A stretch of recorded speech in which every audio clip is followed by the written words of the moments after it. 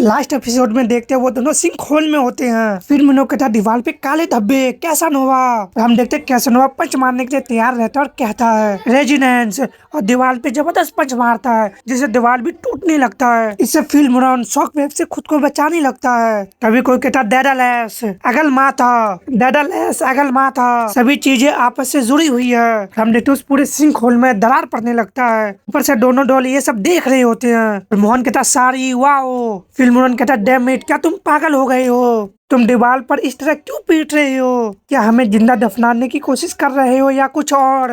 कैसा नोवा कहता ये रेजोनेंस को महसूस करने के लिए एक पंच था। मैंने अपनी जोर से नहीं मारा कि पूरी जगह ढह जाए, इसलिए शोर मत मचाओ। इससे फिल्म उसे देखता है और वो चारों ओर देखते हुए कहता है ब्लैक धब्बे चले गए हैं। किसी समय मैंने उसे दीवारों को हर जगह ढकते हुए देखा, फिर क्या हुआ? कैसा नोवा कहता ये सिर्फ एक छलावा था, घबराने की कोई जरूरत नहीं है। मैंने पहले ही इस तरह की एनर्जी महसूस किया है, बहुत समय पहले नहीं। और हम फ्लैशबैक देखते जिसमें कैसा नोवा एक गड्ढे में खड़ा होता है और अपने पंच को उठाने लगता है, जिसे देख के बेस्टी हैरान होता है और अपने मन में कहता है अरे अरे कैसा नोवा, अरे ये फिनलैंड का माउंट साना होता है। बेस्टी उससे कहता क्या हुआ, क्या तुम किसी बात से परेशान हो? इस पहले से ही टूटी हुई जमीन पर हमला करना इतना क्रूर क्यों है? कैसा नोवा कहता मेरे पावर में से एक है रेजिनेंस।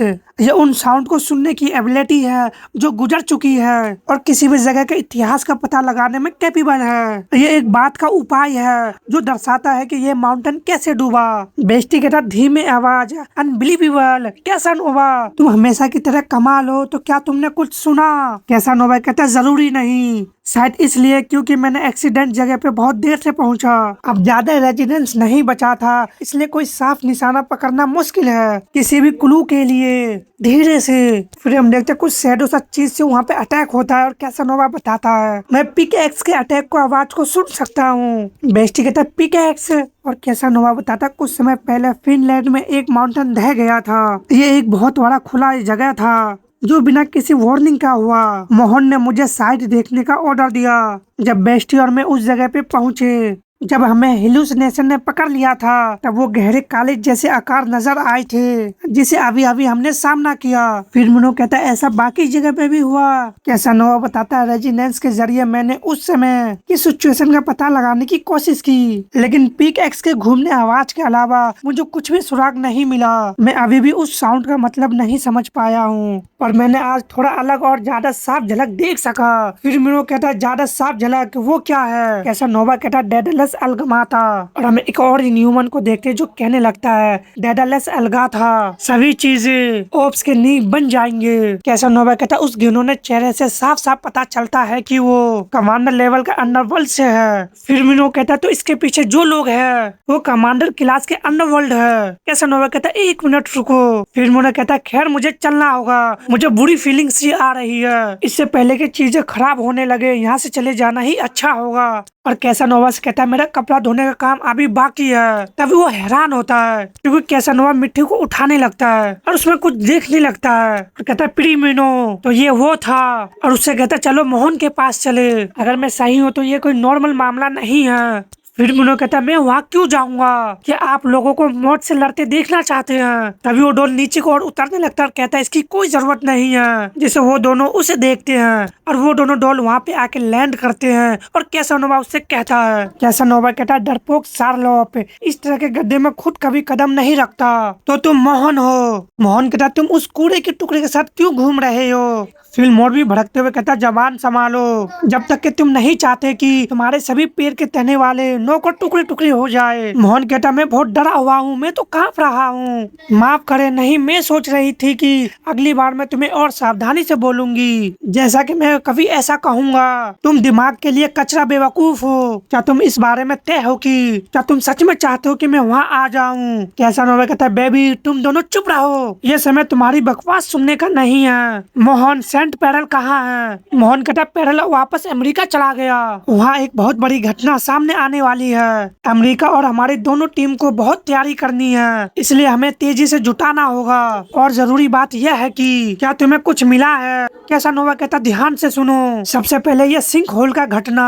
मुझे नहीं पता कि किस पावर ने ये गड़बड़ी पैदा की है, लेकिन ये तो है कि कमांडर क्लास के अंडरवर्ल्ड का काम है। मोहन कहता तुमने रेजिडेंस के जरिए इसकी पुष्टि की है, ठीक है। कैसानोवा कहता लेकिन असली प्रॉब्लम ये नहीं है। अगर हम सोचे कि सिंक होल कैसे बनते हैं, नेचुरल रीजन में जमीन के नीचे का पानी निकल जाना और जमीन कमजोर पड़ना शामिल हो सकता है, लेकिन ज्यादा जमीन पे काम या खुदाई भी जमीन को गिरा सकती है, जिससे ये सिंक होल बन जाते हैं। पर रीजन जो भी हो, इस सिंक होल में एक खासियत है जो साफ दिखाता है कि कमांडर क्लास के अंडरवर्ल्ड का ही काम है। सिंक होल आमतौर पे एक खाली गुफा का निर्माण करता है और इससे ऊपर के जमीन या बिल्डिंग धस जाते हैं, जिससे विनाश होता है। इस सिचुएशन में गुफा के अंदर वहाँ ढेर सारा मलबा जमा होना चाहिए, मिट्टी, लोगे, ढह गए संरचना के टुकड़े, जिसे मोहन कहता अच्छा ऐसा है, लेकिन कुछ भी नहीं है, बिल्कुल कुछ भी नहीं। कैसानोवा कहता हाँ ये साफ है। मैं भी कितना बेवकूफ हूँ, जब तक मैंने जमीन को नहीं छुआ मुझे इसका एहसास नहीं हुआ।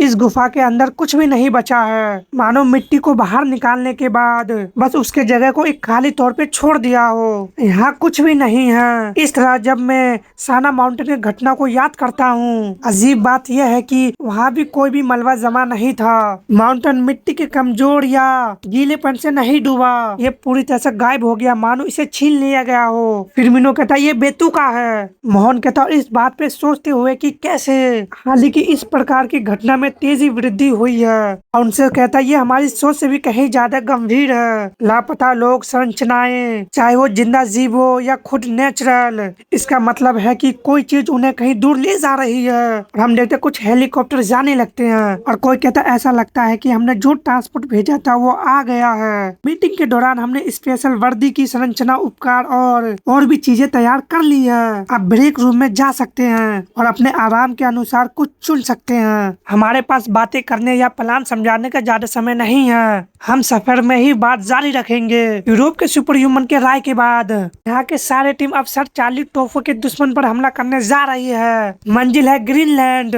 सभी लोग बाहर इकट्ठा होते ही चल पड़ेंगे। बेस्लाव नेजी से कहता है तुम, जिसे नेजी उसे देखता है वो कंफ्यूज होता है। बेस्लाव कहता तुम बाकी बातें नहीं समझाओगे, कुछ बदबूदार चीज लाए और चुप रहे। किरिलो कहता लॉर्ड बेस्लाव, और हम देखते विक्टर के पास सुकुमिगामी होता है।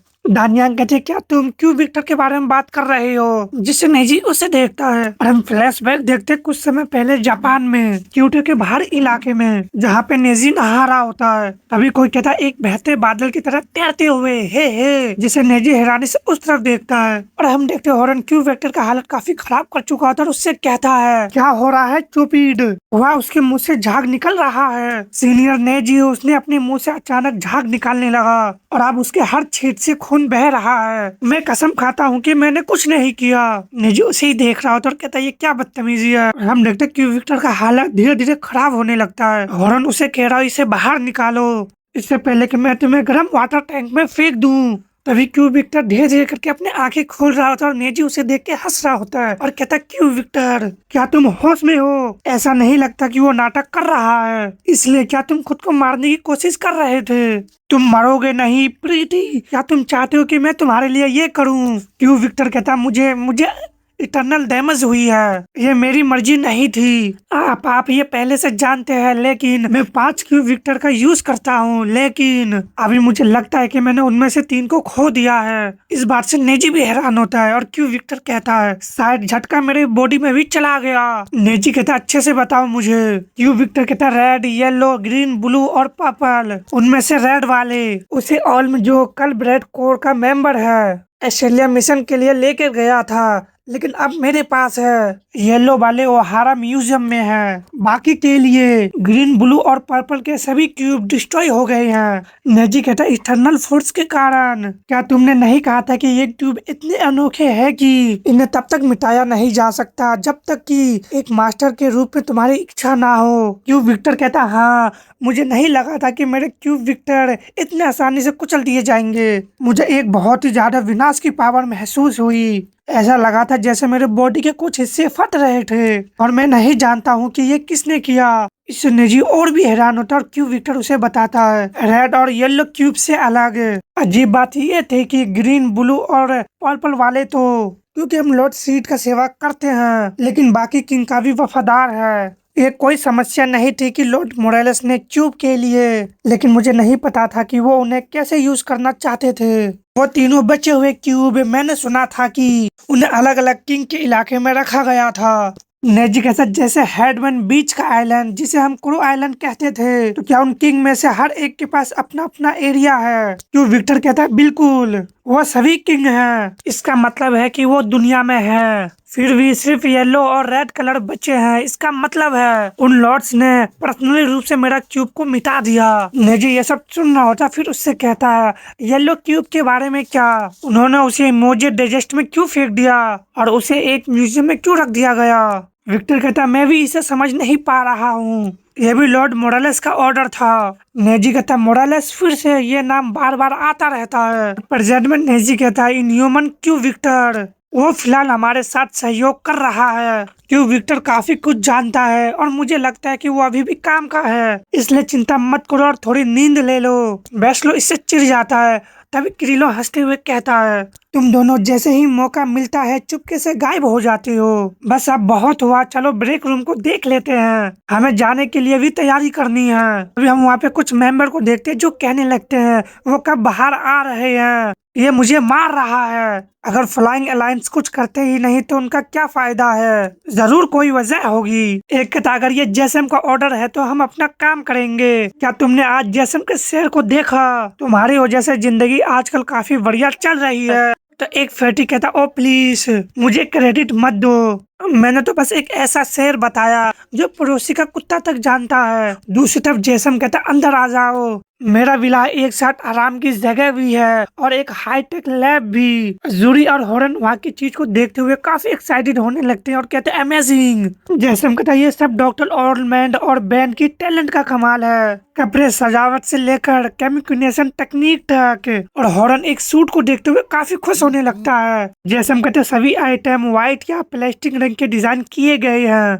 ये अंधेरे में चमकेंगे। और कैंग भी एक सूट को देख के काफी एक्साइटेड हो रहा होता, साथ ही जूरी भी। जैसे हम कहते हमारे पास सिर्फ टाइट्स ही नहीं बल्कि जी स्टाइल आउटफिट भी है। जो इस सभी को देखते हुए अपने मन में कहती है ये सिर्फ कपड़े हैं, लेकिन ये फाइट और लाइफ सपोर्ट के लिए सबसे बेहतरीन टैग लगाई है। ये हमारे मास्टर है, ठीक है मैं कुछ को चुरा कर सोल्जर को सौंप दूंगी। सुपर ह्यूमन की तुलना में वहाँ ज्यादा अच्छी तरह से यूज होता है। तभी सुई कहती है ये काफी अच्छा है, मैं इसे टोपी के साथ लूंगी। डेफनी भी कहती है ये प्यारा है, पहले से ही तैयार है ना। सुई हंसते हुए कहती है थैंक्स डेफनी, शॉपिंग मेरा शौक है इसलिए मैं काफी ज्यादा एक्साइटेड हो गई। डेफनी कहती है तुम पे बहुत ही अच्छा लग रहा है सुई, मैं भी हेड पहन के देखना चाहती हूँ। और अपने आप से कहती है तो ये जेनी की डियर है। सुई कहती है आपके लिए एक मैं चुनूंगी। डेफनी कहती है मुझे उम्मीद है कि तुम अभी की तरह मुस्कुराती रहोगी सुई।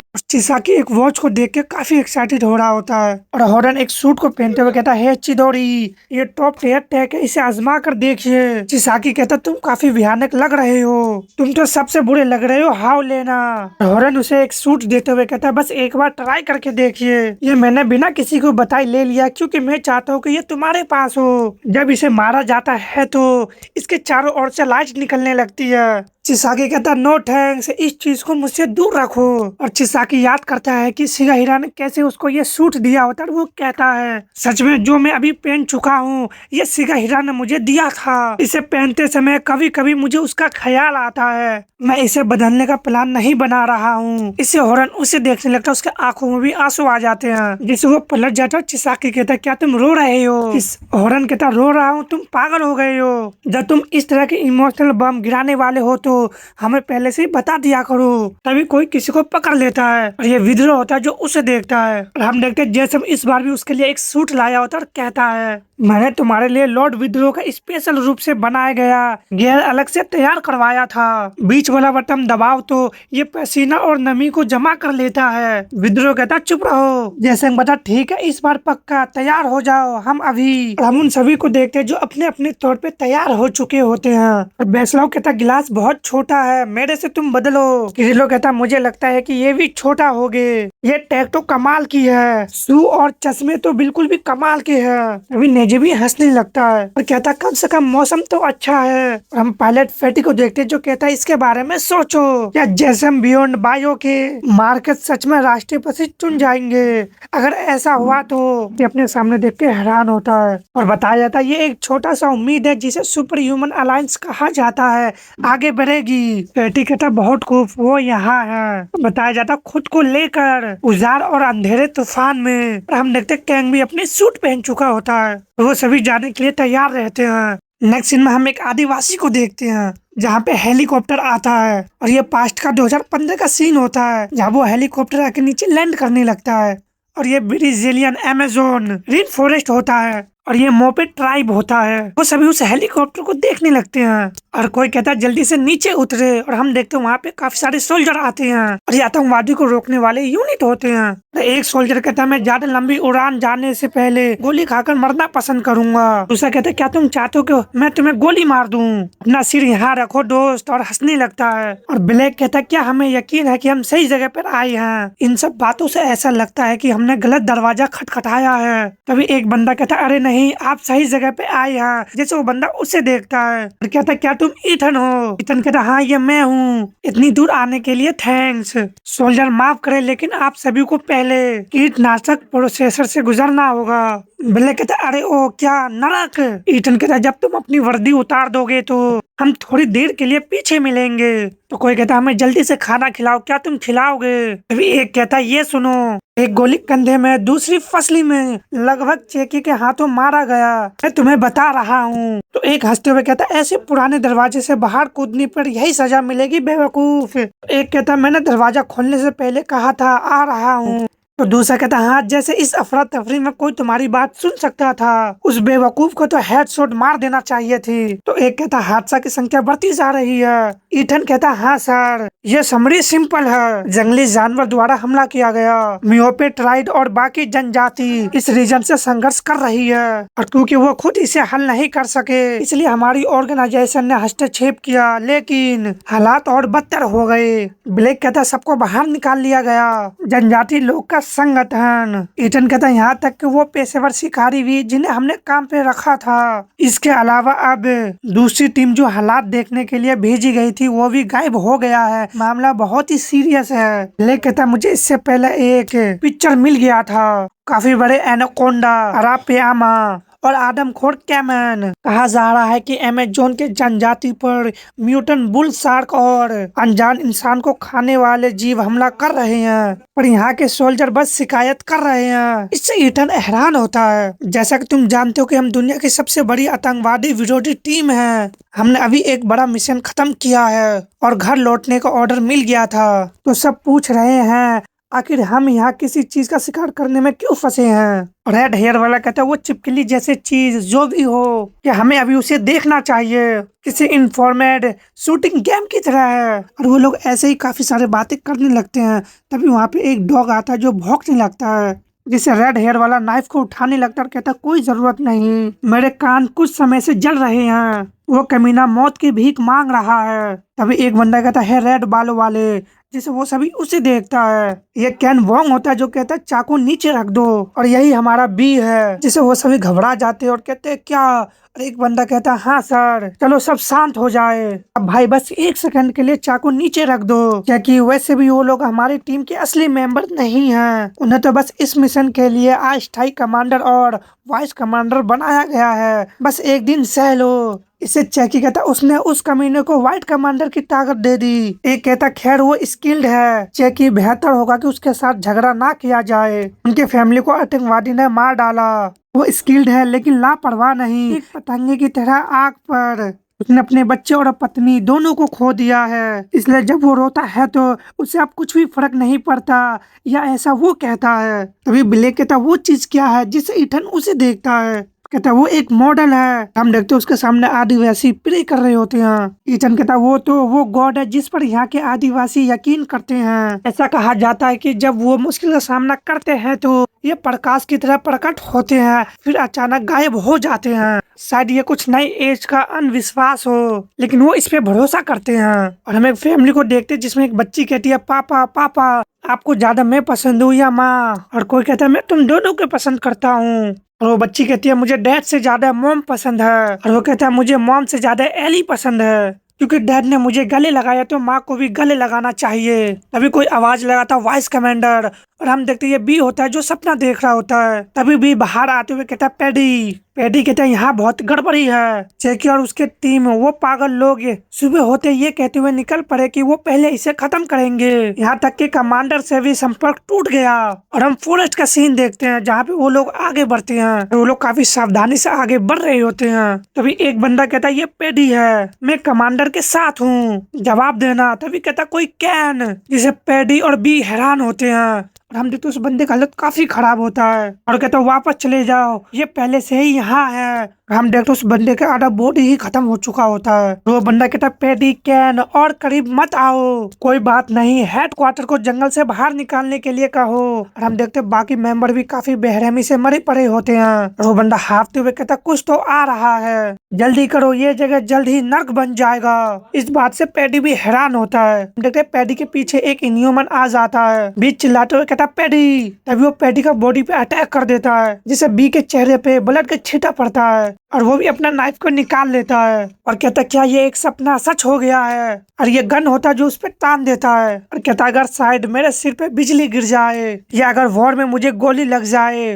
और मेरा दिमाग उड़ जाए। तभी हम देखते हैं वो गन को शूट कर चुका होता है और कहता है तब शायद मैं अपने फैमिली से सिर मिला सकूं, अगर कोई मेरी मदद कर सके। हम देखते हैं वो इनह्यूमन बी के सामने खड़ा होता है। तभी बी को अपनी बेटी याद आने लगता है और कहता है डैडी। और कहता क्या ये वही नाइटमेयर है जो मेरा सपना पूरा करेगा।